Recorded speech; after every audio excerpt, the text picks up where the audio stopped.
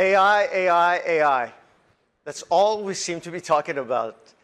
And look, it's fun. I think it's powerful. We all can sense there is something really powerful at play here.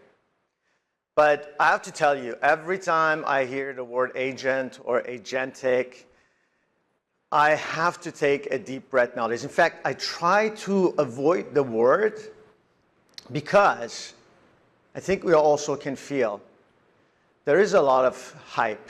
There is fluff at play here as well. And the challenge with fluff and hype is that we know this, we've gone through this. It can actually lead to a great deal of waste, a great deal of waste of money and time.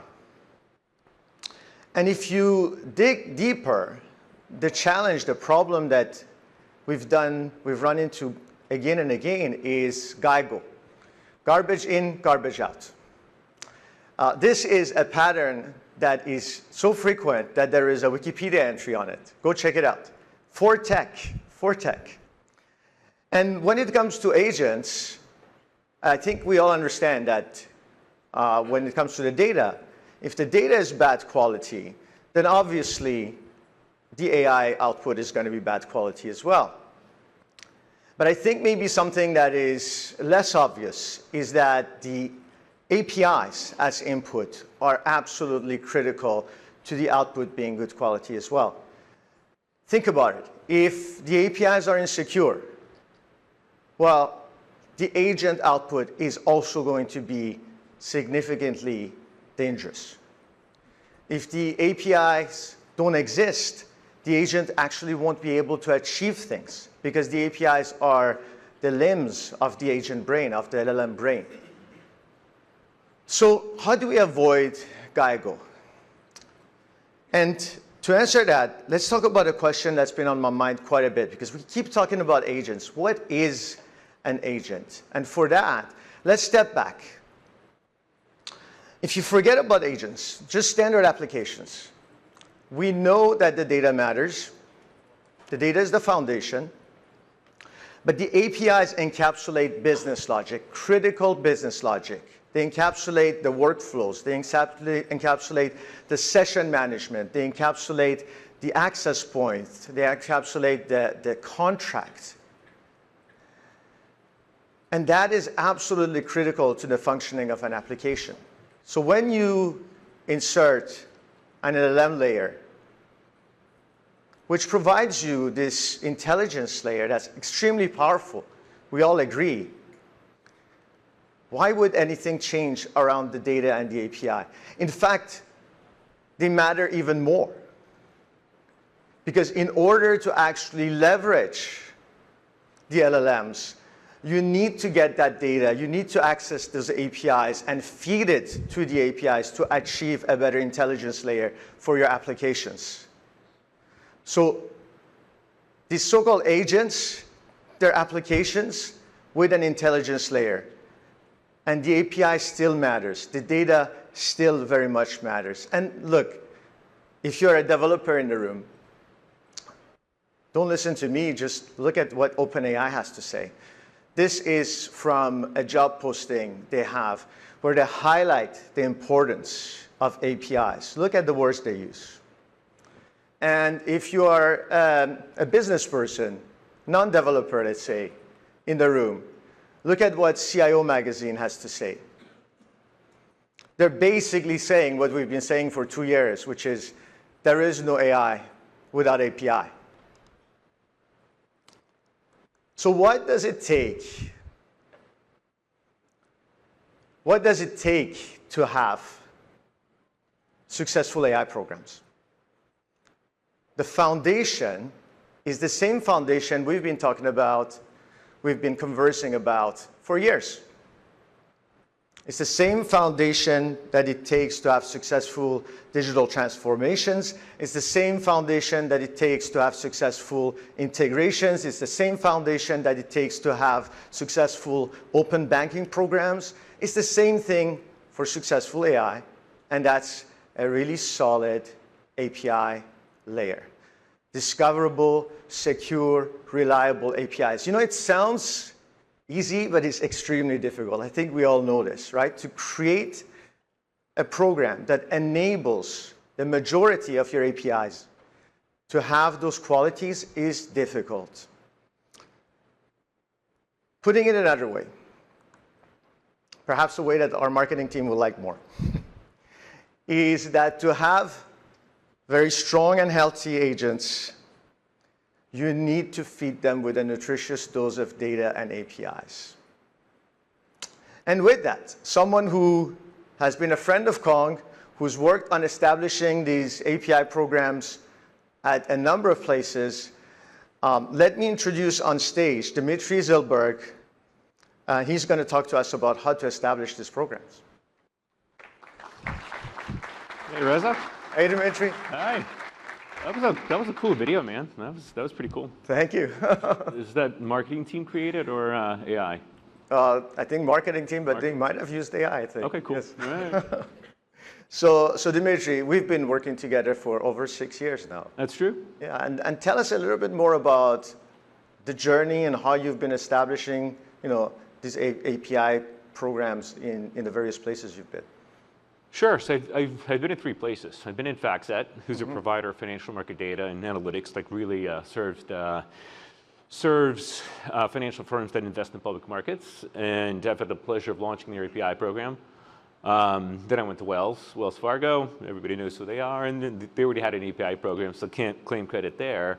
And for the past 2 years almost, I've been at Ultradomus, which is provides services and data analytics for alternative investment space. So companies that invest in private equity, private debt, and in real estate. So I've had the pleasure of launching an API program at FactSet and Ultradomus. And we'll get to Ultradomus. Sure. At FactSet, you were telling me that you actually led a monetization effort on APIs, right?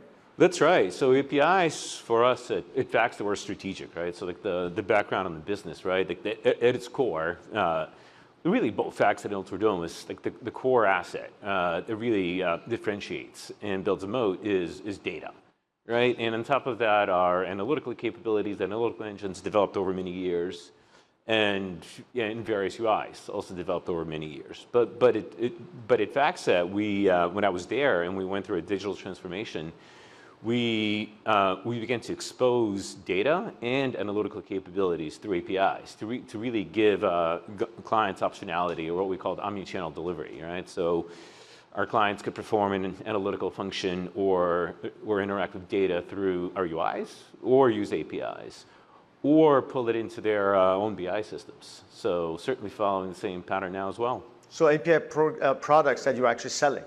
Absolutely. Yeah, and absolutely. Revenue was significant, I assume, right? Definitely material revenue. Yeah. That was differentiating. That's awesome. And then tell us a little bit more about Ultradomus now, right? You introduced the API platform leveraging Konnect. Can you tell us a bit more about that? Sure. So Ultradomus, again, provides, at its core is a services company, or started as a service company. And as a matter of doing business, a lot of data comes into the business. So as we begin to evolve and take Ultradomus on its digital transformation, again, data is at the core of our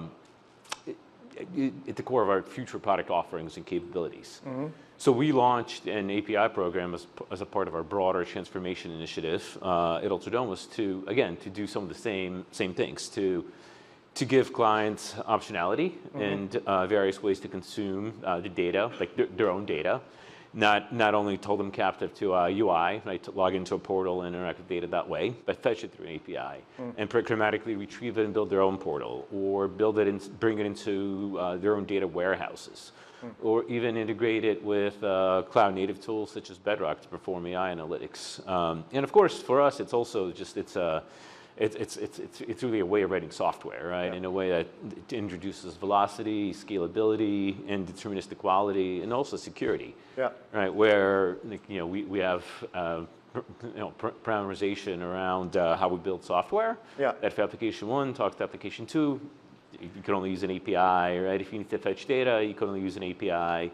Right. So our developer portal is external facing. It's also internal facing. Right. We have flags for if APIs are both customer available and available to developers or internal only. But this is, we've certainly seen a marked increase in velocity, time to market, and quality in our software, right? That's awesome. And you know what I love about the story here is at FactSet, we work closely together. And then a year passes and I get an email from Dmitry, we need to do this again. So just love that. That's right. That's right. And that's where it's it's a partner, not a vendor. Yeah. Companies like Kong absolutely. for us. Yeah. And so, of course, let's talk about AI. How does AI fit in your strategy right now? So AI is, so we're looking at it in 3 different ways, right? So there's general productivity, and that's what I think every company is or should be doing, right? Is raising the tide for every single employee, right? Depending on function. So we're certainly doing that, and all of our developers have coding assistants integrated into their IDE, and every employee has access to a generic agent to help them create content and summarize content. But also, right, I was saying Ultradomus is a services company, and that means that we perform a lot of, you can almost think of it as accounting as a service or administrative functions, regulatory services, and various capabilities for our clients. Right, so there's a workforce at Ultradomus that does this, and they're incredibly well positioned to be enabled by AI, right, to move more quickly, to be more accurate, and more timely. So we're leveraging AI to, I guess, supercharge that, right? Like we have our own Agentic program where there's an agent to do function A, there's an agent to do function B. And then, of course, right, we're well positioned in our digital transformation to add AI to our products, right? So we're thinking of AI as pervasive in every product that touches our clients. So, and are you using any AI gateway or anything like that in the middle? Or? Oh, it's a great question. Yeah. So we actually are beginning to deploy on top of Kong's AI gateway, right? And again, we see it as an important enabler for us, right?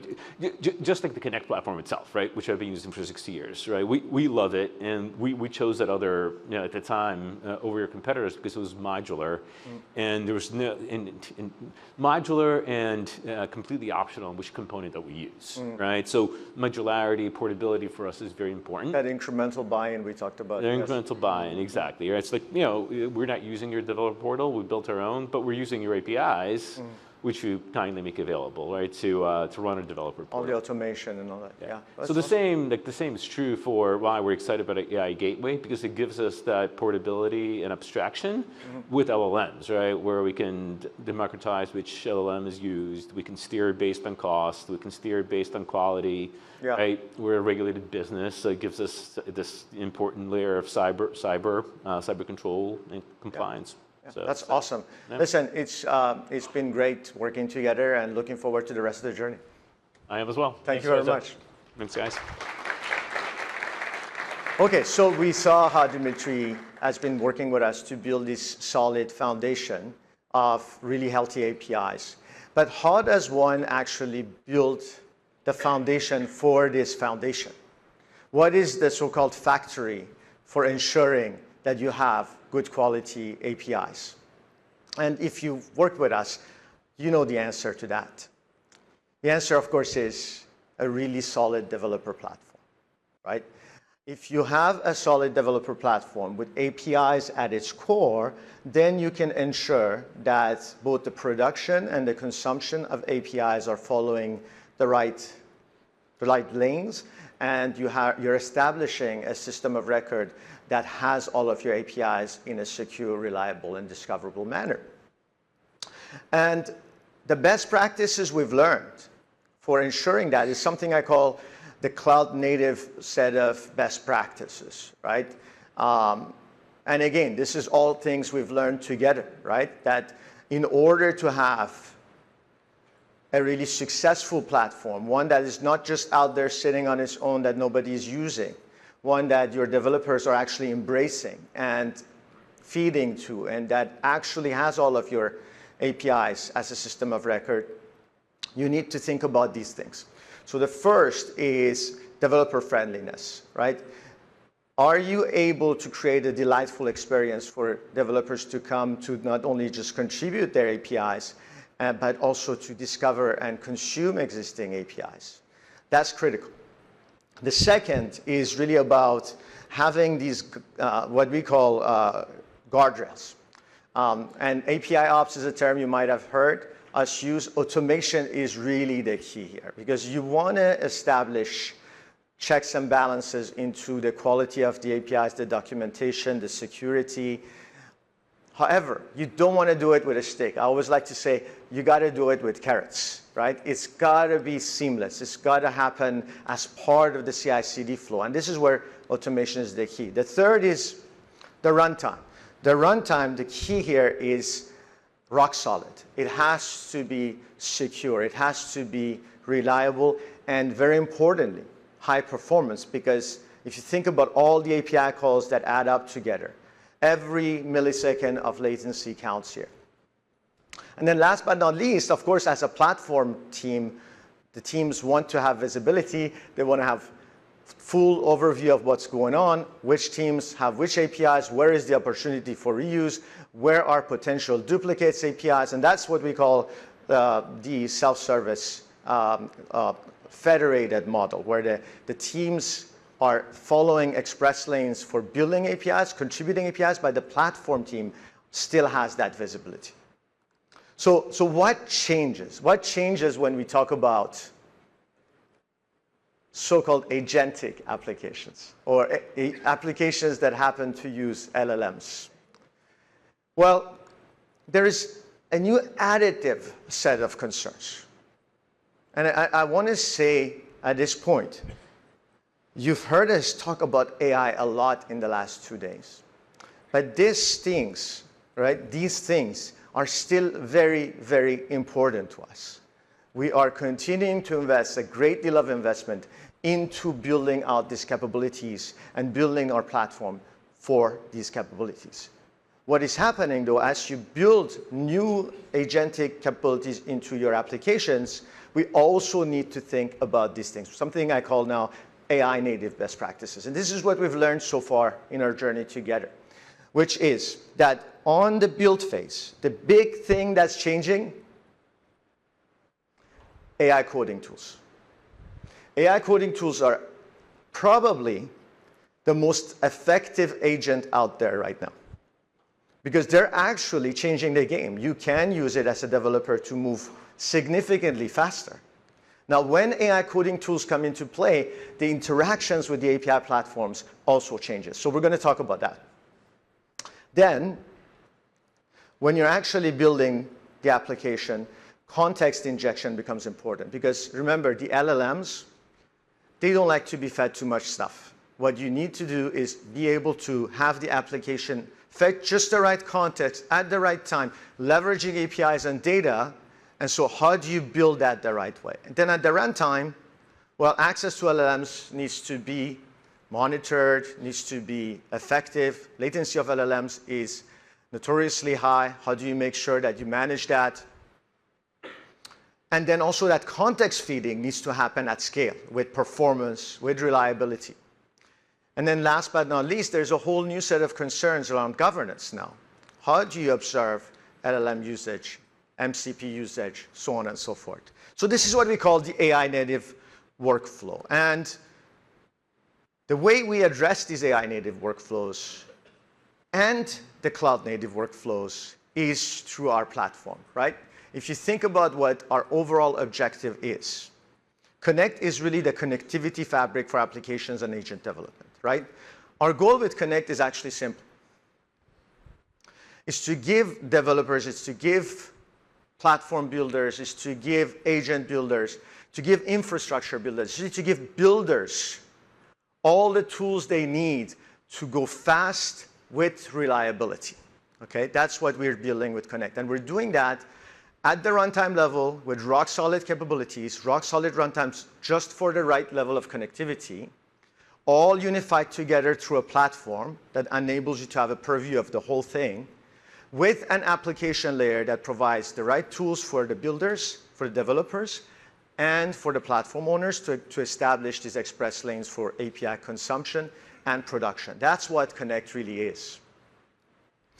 And with that, someone who's been critical and foundational in helping build Konnect, let me introduce on stage Ross Kuklinski to give us a demo of how this all comes together.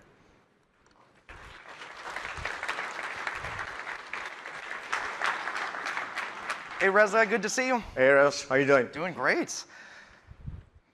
I'm really excited to show you some of the things that we're bringing to Konnect to enable developers to have the self-service tools that they need. I really like that story of equipping them with everything they need right on the time they need it. I just can't wait. I've seen this demo a couple of times because we've been rehearsing. I'm telling you, it's awesome. And it's all live. So if something goes wrong, look, it's live. Well, I was thinking, you had that quote yesterday of 95% of AI projects fail. Yeah. Let's hopefully we're not one of those statistics. No, we'll be in the 5%. We'll be good. Yes. All right. So in this scenario, we've got Kong Air, our brand new airline. We're moving from APIs. You know, I love United and I love Emirates, but I also love Kong Air. Yes. And Kong Air has been using the Kong Konnect platform to manage their API and AI real estate. So here we can see the live traffic flowing through their environment. And they've been investing for some time in building out an API catalog. So they are thinking about API first. They're trying to discover all the APIs they have in their organization.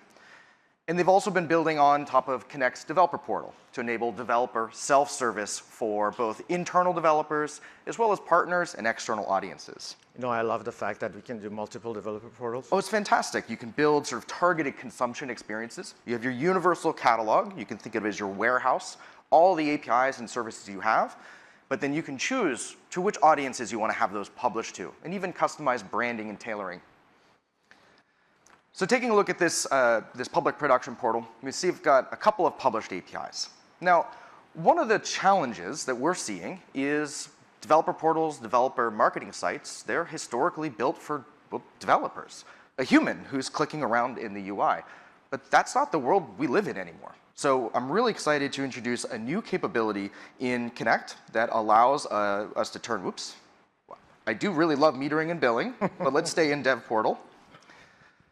To actually turn any Konnect developer portal and make it AI ready. So with the click of a button, I can turn this portal, and it's not just ready for developers, it's ready for agents, co-pilots, et cetera. Let me just make sure I get this straight, because this button is so powerful, it's worth just a little bit of explanation. Let me try to do it. Yes. So what this button does is that you have a developer portal, it has all its APIs. Yep. And you have a developer portal that gives you capabilities as a human developer to list the APIs, register applications, get keys, so on and so forth.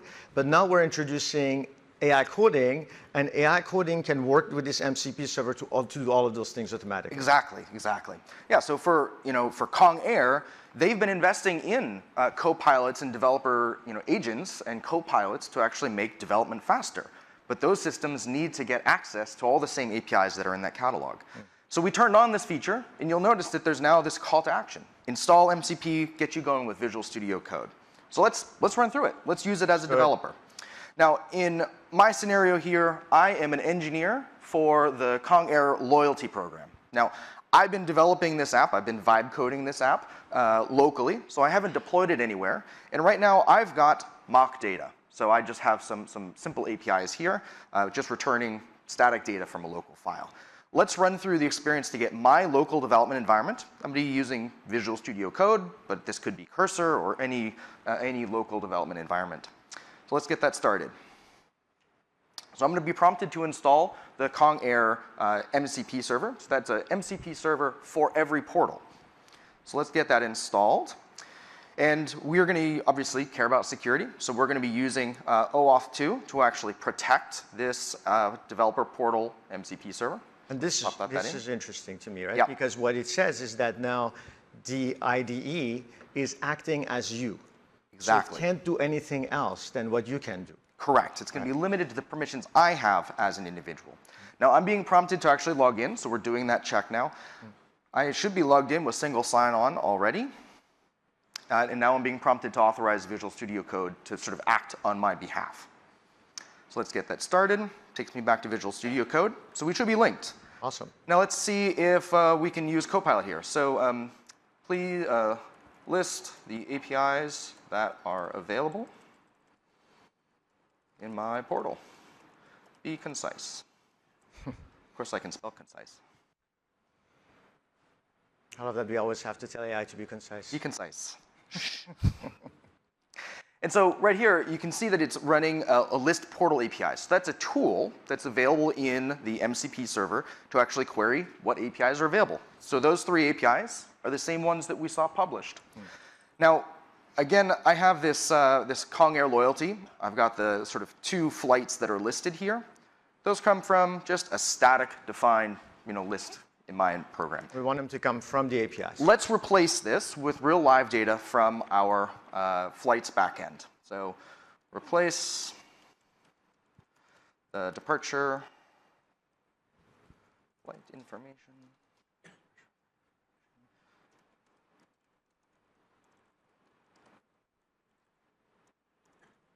Should have put my glasses on.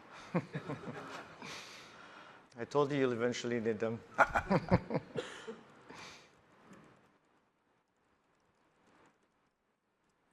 Okay. So replace the departure flight information. Let's see. Oh, it's going to help me. This is good. So first things first, it's going to start looking at the code I actually have locally in this environment. So it's going to understand how am I designing this program, what APIs exist, et cetera. And then it's going to start looking, all right, what do I have? It already knew that there was a flights API, because we just asked it to find out. So it already had some context, but it didn't know enough about the specification itself. So it's starting to dig into that process, define those applications, create an application, now start building credentials. Right. Now, this can take a little bit. Yeah. So, check out something else. that's the beauty of copilots is I can just set it and move on. I want to showcase another thing that we've been investing in the sort of developer portal and catalog, which is something we call API packages. So historically, we've had the ability for APIs in our portal to be tightly integrated into those core runtimes, like Kong Gateway, so that when you have a developer who wants to get access to an API, we have a way to automatically do that. One of the things we've introduced is the ability to allow an API product manager to actually start composing higher level API packages, basically inventing new APIs using the APIs that already exist in their organization. So here we see that I've got a couple of APIs that already exist. Let's walk through the experience of an API product manager who maybe wants to create a new API that's maybe for a particular partner, and I want to choose particular paths or particular operations that are going to be part of that. So we can create that new package. Let's call this, my premium partner API. Obviously, I can choose a version number. We're not ready for 1.0. We've also introduced package rate limits and subscriptions. So being able to actually define a certain number of API calls that this package is going to be enabled. So this is kind of like platinum package, gold packages, or rate limits. Exactly. Okay. And then now that we've brought in OpenMeter and we've got the Connect metering and billing system, that will actually be where we tie into pricing and packaging and much more advanced entitlement capabilities that you saw yesterday in Augie and Peter's demo. And then we can actually start choosing from the APIs we have. So again, you think about that whole API catalog. I can choose which specific routes, operations I want to have available to this. So let's choose flights. And maybe they can get flight details, and they can also get some information on particular customers. Maybe that is their sort of premium package. That's really cool. So you're basically cherry picking just the right resources from your set of APIs and creating a whole new endpoint. Exactly. And my development team didn't have to make any changes. It's fantastic. Yeah. Let's check to see how Copilot's doing. Yes. All right. It says it's done. All right. Let's see. So it used the portal integration to get a credential. Requested access to the flights API. We are going to already see the code here. So it's pulling the API key and the URL from a local environmental variable. Is storing the key in a secure place too? Yep, the key is stored locally in a .env file, so it's not actually embedded in my core code. And we can see it's doing an API call. So let's see if my loyalty app, let's refresh this. Oh man. Live demos. Live demos. But I think the thing that's really important to note here is that while obviously as a developer, that's a normal thing. Yeah. When you're working with an agent in these types of environments, it doesn't work every time. Yeah. And if we had more time, we'd coach you through the steps. But I think the thing that's fascinating here is we've enabled the developer and the Copilot to get access to all the API infrastructure it does. Yeah. It has an API key. I can see can the make API call calls. right there. Yes. Yep. So we know that it's working, but the code that it wrote here didn't quite get the right message. LLMs still need to improve. They still need some work That's to right. do. Yes. But I think this is awesome. So thank you so much, Ross. Thanks, you. Reza. This is great.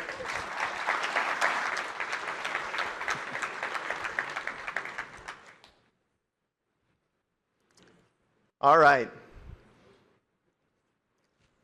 So we saw what it takes to have a right platform and the right foundation. What I want to just talk about quickly again here is the announcements we made, because there's some really exciting things at play. You saw the Connect portal MCP-enabled flows. This is for the AI tooling, the AI coding tools to be able to act as a client to the portal and actually do operations like register application, get the keys, use this API, list me the APIs. This is coming soon. We're going to make that available in Q1. We also saw the Connect API composition. This is available as what we call Select GA. So for the customers in the room who are interested, let us know. We can bring you in and you can start using it. And then we saw yesterday the Connect API MCP metering and billing. That is coming actually in November. So 3 big announcements that are very critical in terms of our API, our AI native workflows that we talked about. Let's talk about how those AI native workflows come together one more time. AI coding tools, they need to be able to discover just the right APIs from the portal. Then what we need to do is ensure that as the applications are being built, assisted by the AI coding tool, obviously still needs some human assistance, as you saw in the demo, doesn't always fully work. Then as the app is being built, then those apps are making 2 types of calls now. Standard API calls, which need to go through the gateway, and also through eventing. We'll talk more about that in a bit. Backed by microservices that are protected by a mesh. However, as they interact with LLMs, they need context.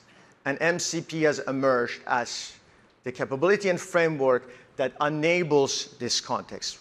What I want to do is zoom in on what's going on here. This is very interesting and critical. Then the application is interacting with the LLM and it needs just the right context. A very large percentage of the time, this context needs to come from APIs, sometimes from data, sometimes from files that are on local disk or whatnot, but most of the time from APIs. And what's happening here is that you need to be able to weave in just the right APIs for just the right API agent interactions or AI native application interactions. And we believe there is an emergence of a new layer here, what we call the AI integration layer. And what this is a layer that enables you to weave in APIs and other MCP tools perhaps to create new MCP tools that then are available to your applications to retrieve just the right context for their given states. Okay, so if I am a AI native application, I'm working on a project, let's say a healthcare case, with 2 other agents. As I'm coming in and saying, I need context, I need this tool. Well, this layer will know, well, there's 2 other agents working on the same case, and we need to retrieve these tools with these APIs or API packages and use that to make the call, right? This is the type of agentic mediation, let's call it, that needs to happen to provide effective context to our new breed of applications. So how do we do that? Today, this is a lot of work to do this right. But the fact is that we're sitting, if we do all of those foundational work, then we're sitting on top of the API system of record. So we could weave all of this in together. You could easily go to your toolbox, to your Lego set, and say, these are the pieces needed, given this state, to create this tool for these types of applications. And this is the basis of a product announcement that we're making today, which is a big deal, and that's the AI Composer and AI Runner. What the AI Composer allows you to do is to go to your toolbox, take just the right Lego pieces, and create MCP tools that are context dependent, state dependent. And the AI Runner is a Kong scale runtime that allows the execution of this, let's call it MCP mediation, with the right performance, with the right reliability, with the right security in your environment. So with a click of a button, you'll be able to make this available just on the right Kubernetes cluster, just the right environment, and it will work. This is big. So together, everything we announced, MCP-enabled flows enable the discovery tool of the AI native part. Insomnia's MCP testing, which you saw yesterday, enabled the testing of MCPs as they're being built. Composer and Runner together enable you to create this orchestration of APIs into new MCP tools with the context of the agents that are consuming it in mind. The AI Gateway obviously allows secure, performant, and efficient access to your backend LLMs. And last but not least, the OpenMeter capabilities integrated into Konnect provide you deep, not only metering, chargeback, but also billing capabilities. So this really complements all of the cloud-native capabilities of Konnect to enable AI-native layer that we've been working on very hard. All right, now let's go to someone who is a friend of Kong and who we've worked with also for 6 years, and who has been working on building already ahead of, I think, the curve, AI capabilities into their platform. With that, let me introduce Rupesh Papaneja from Pexa. Hi, Reza. Hey, Rupesh. How are you? Good, good. So, Rupesh, tell us a bit about Pexa and what Pexa does. Okay, we are an Australian company, and we are the world's first digital settlement platform, which means if you buy a property, refinance it, or do any changes in, let's say, ownership of the property, and the banks or the government organizations are using digital or any digital experience, it goes through our platform, most likely through our platform. Last year, we did property transaction settlements, which valued more than 1 trillion. So you can understand the impact of it in Australian economy. Yeah. And we are a critical infrastructure. I want to pause on that because critical infrastructure, when you say that, it's an actual designation by the government of Australia, isn't it? Exactly. So in case of any issues with the security of the nation, we'll be under government. It's awesome. And we've been working together to build an API platform of the likes we've been talking about for a long time now. And when we met in Melbourne, it was, right? Just, what was it, two months ago? 2 months ago. Yes. You told me something that just been on my mind. You said something about automation and AI. Can you just, maybe for the audience, help us with that? Yeah. So we started on our journey of looking Konnect as migration, and I think we are the first customers in our region to move on Konnect. And our basic thinking around that time is that we know in the future we'll have to use agents and everything. And at that time we realized that even before you go on to that AI journey of yours, your foundational automation should be there. Without that foundational automation, foundational interfaces, you'll find it difficult to create agents, to create all those agentic workflows you want. And that became really apparent to us very soon. Just an example, let's say if you have set up your infrastructure in a different format, and now you're trying to introduce an agent on top of it, you're creating a divergence in your workflows, which in future will make it more difficult for you to scale. And you know how fast the environment is, right? And every 2 months or every week, you are getting a new concepts around AI coming in. If you add that divergence, it will grow and grow. So that became one of the principles which we follow. So if I paraphrase, tell me if I got this right. Yep. Essentially, you said, in order for us to be able to do the AI work, we, as a prerequisite, we need to have automation in the platform we use. Foundational automation should be there. Great. This is what we believe in, as you know. Now, tell us about the AI work you've done, because when I saw the demos, I was super impressed. Okay, so We started on the AI journey quite early in our side of things because when we started moving to Connect, this was always in our mind, like this is one of the principles. So I being principal engineer in Pexa, my role is to look at the future technology and bring it as an example for other teams to follow. And we went with that mindset. So we started with few guiding principles, like what are personas for AI we want to use. The other thing was, if you're going to create agents, what kind of work they have to do. Like agents need to be asynchronous. They need to be able to trigger through APIs, so we can identify who's calling the agents or who's triggering the agents.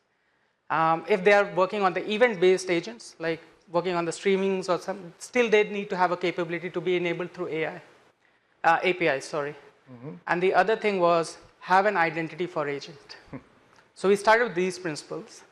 And the first thing we did, one of the main personas which we deal with as a platform is our developers, developer experience.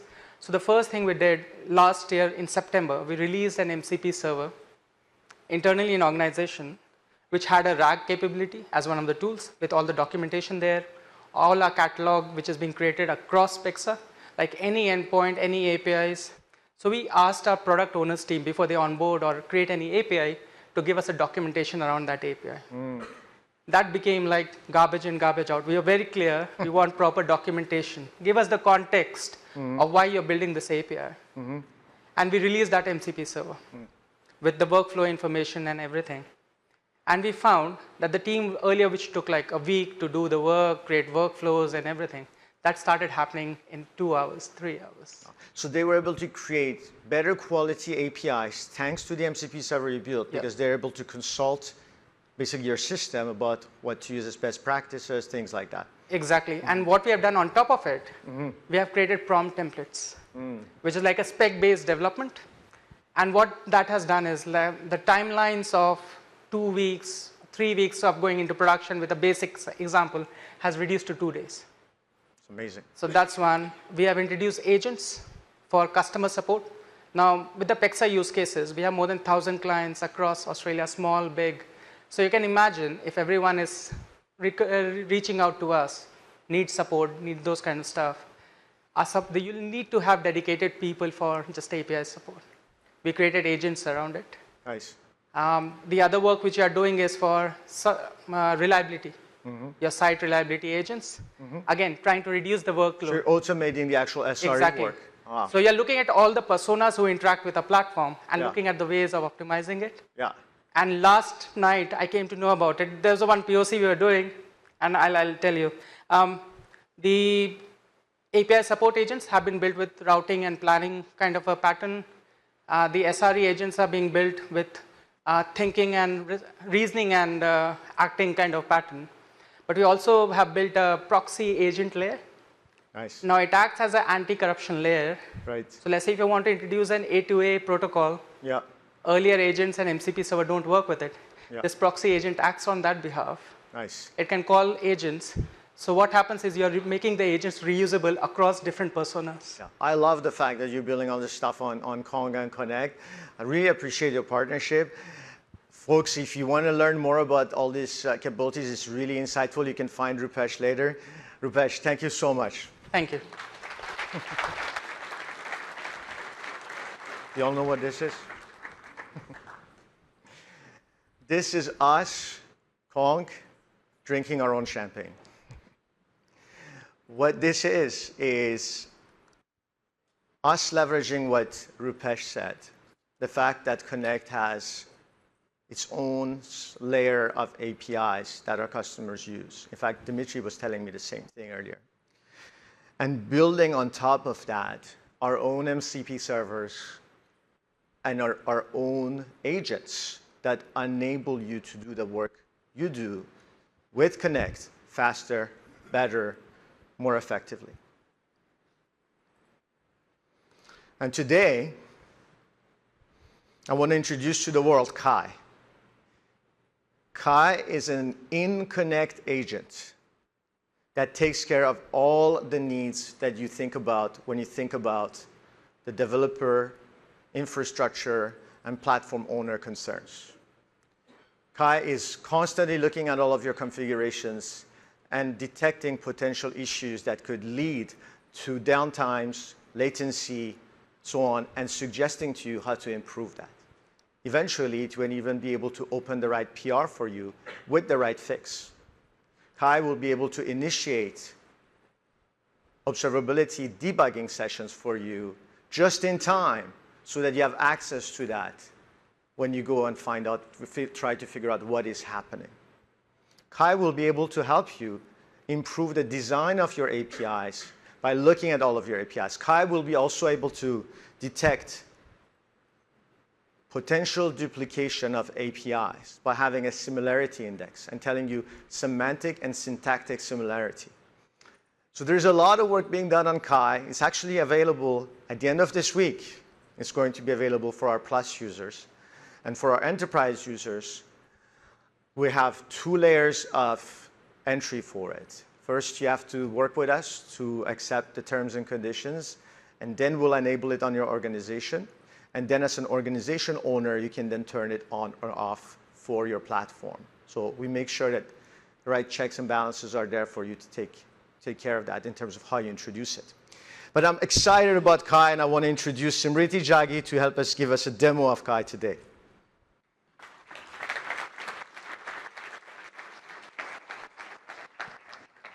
Hi, Simriti. Hey, Reza.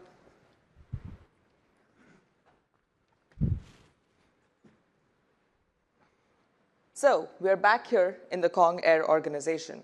Let's just wait a little bit because I think we're not quite seeing it yet. There we go. Perfect.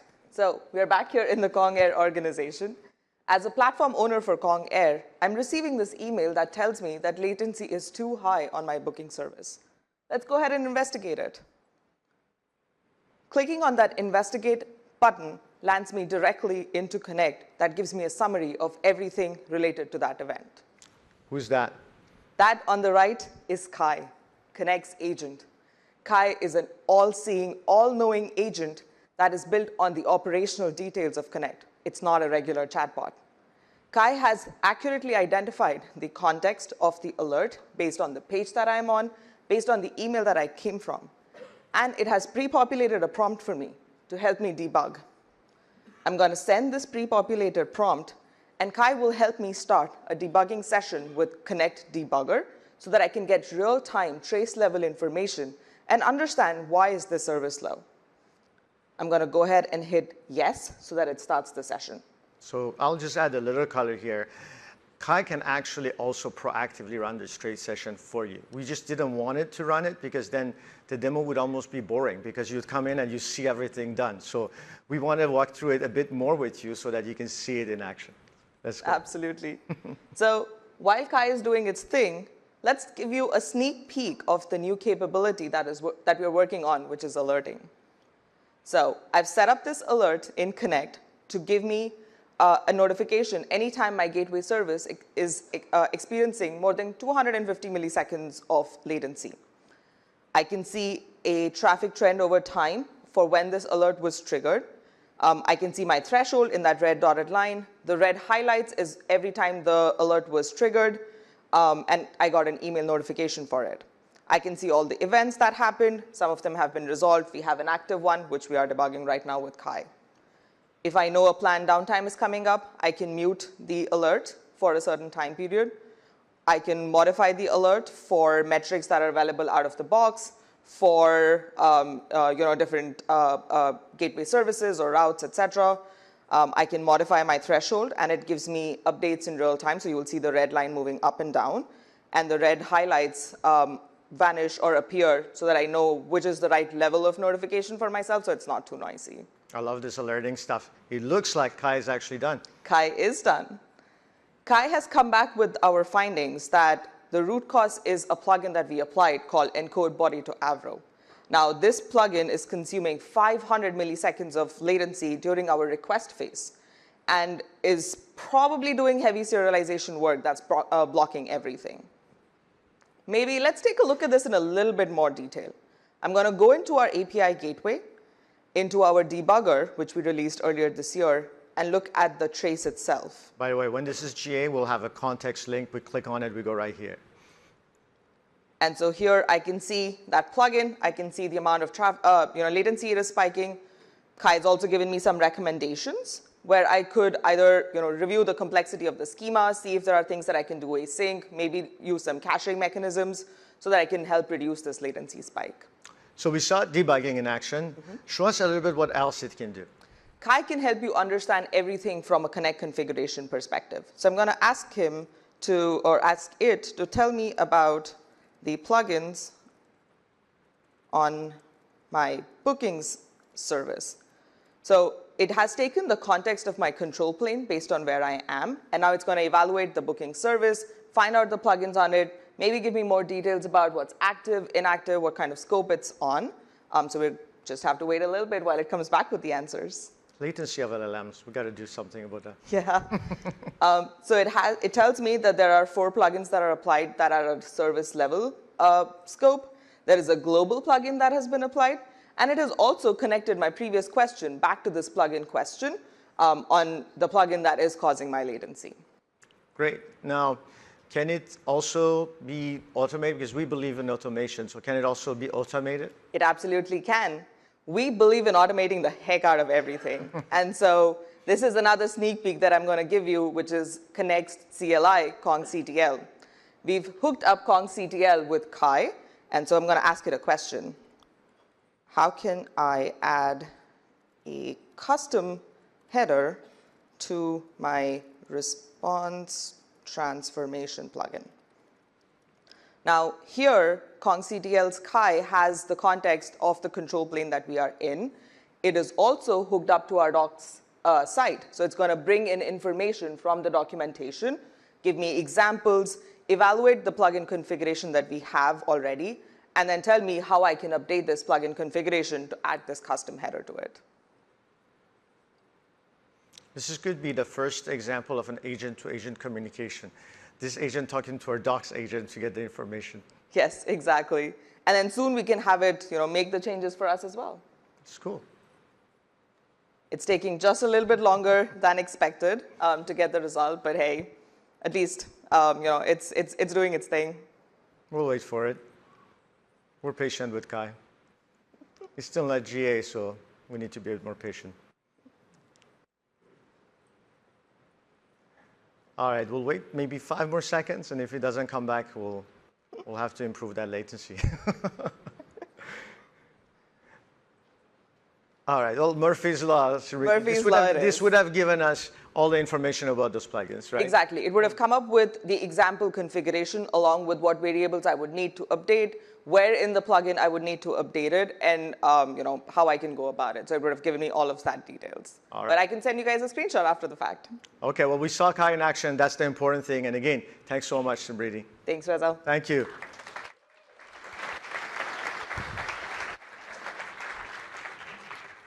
So folks, you can see we mean it. We're actually doing live demos with real stuff here. It's coming out.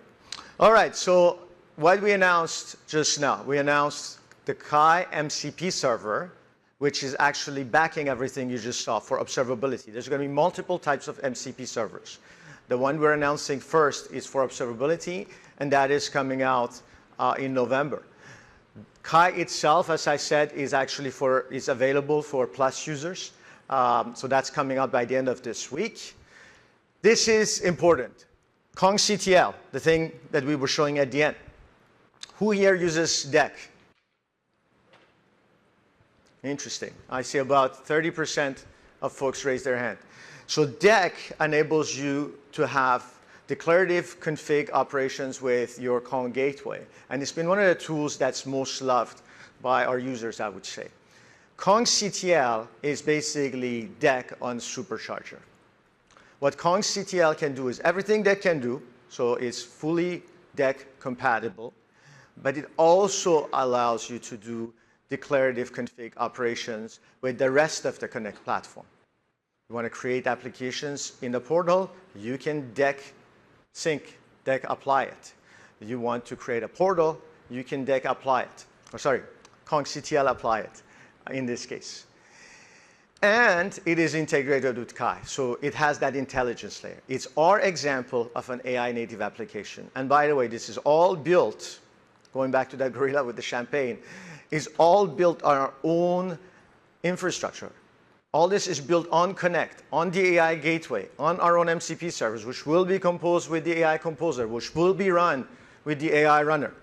So I meant it when I showed that gorilla. And of course, the alerting we saw, that's the last announcement in terms of integration of alerting with Kai, but also alerting as a whole. So folks, I want to talk about a story. Just a couple of weeks ago, we were talking to one of our customers in the banking sector, and he was mentioning how the last 5 years we've been working together. They've established an API platform. It's being well adopted. It's been a journey. And 2 years ago, this platform, when it was there working, 80% adoption, wasn't there because of AI. It was there because of compliance, because of digital transformation, because of open banking. And in the last 2 years, this company has been able to lean in and go at a significantly faster speed in achieving AI success because they had that developer platform, because they had 80% adoption, and because all of their APIs were reliable, secure, and discoverable thanks to that platform foundation. And it's really a byproduct. It's a happy coincidence almost that this happened. And this is the stories I love to hear, because this is really the entire point of what we've been talking about today, which is that we are here to help you build your developer platforms. We're here to help your builders be efficient and fast, to build solid APIs so that you can be successful, not just with your AI programs, but with all those other things you're trying to do. I do have one more thing. It's not just Agi who has one more thing, which is everything we talk about, often we assume a request-response pattern, a synchronous request-response pattern. However, the world around us, we all know, is more than that. Account changes, gate changes, device updates. These are all things that happen asynchronously. And today we're announcing the general availability of the Kong Event Gateway. The Kong Event Gateway brings the reliability, the performance, the flexibility of the Kong API Gateway to the asynchronous world. It's fully integrated with Konnect. You can run it hybrid. It works with Kafka out of the box. We're going to add more providers. Solace is going to be next. We'll look at RabbitMQ and others.